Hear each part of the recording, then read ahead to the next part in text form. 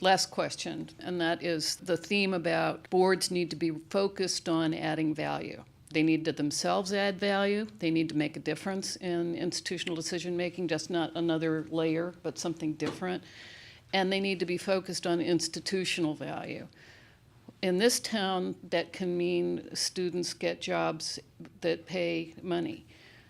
Talk a little bit about the more robust dimensions of value and what that means as a board should be thinking about it. Gary, maybe, and Ian?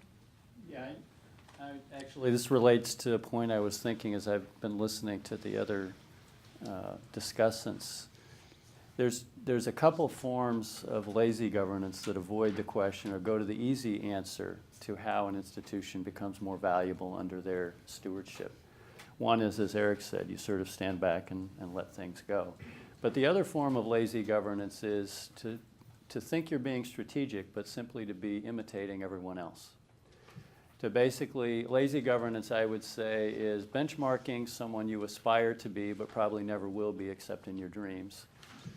And then doing the same thing that they're doing, which generally, as we've all been saying, is relatively short-sighted, it's self-serving, and it's not sustainable. But we keep doing it. We keep setting those practices in place as part of being strategic, but we're really imitating. What's much more difficult, takes much more time, takes much more trust, is what Bob said about taking risk.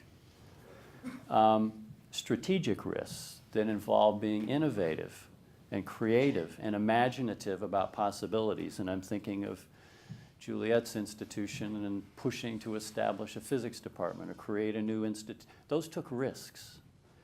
That was thoughtful, engaged, consequential, deliberative, shared governance. And I think that's one of our challenges. When we get pushed to demonstrate value, the quickest thing we value is, did we move up in the rankings or down? Do we get a better student profile or not?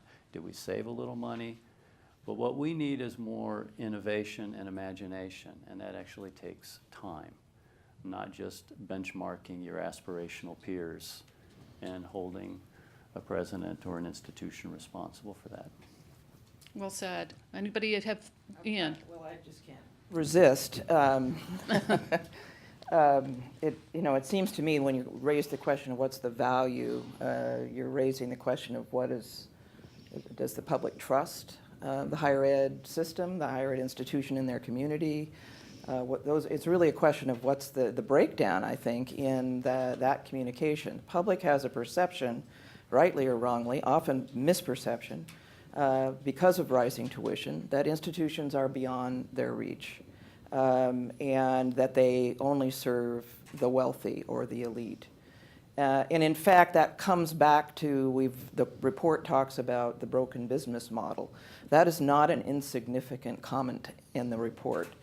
We have a broken business model we've now, even in the public sector, even in the community college sector, fallen to an easier answer on how to solve the revenue problems of disinvestment by states, of raising tuition. So we've shifted the costs tremendously.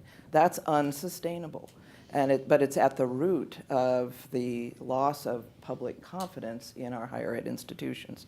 So boards have to address, in order to reassert value for their communities, for their nation, for us, they have to address that broken business model and reach out through controlling costs and finding new forms of education that reach the changed demographic of our nation, so that we achieve the goal of a better educated citizenry.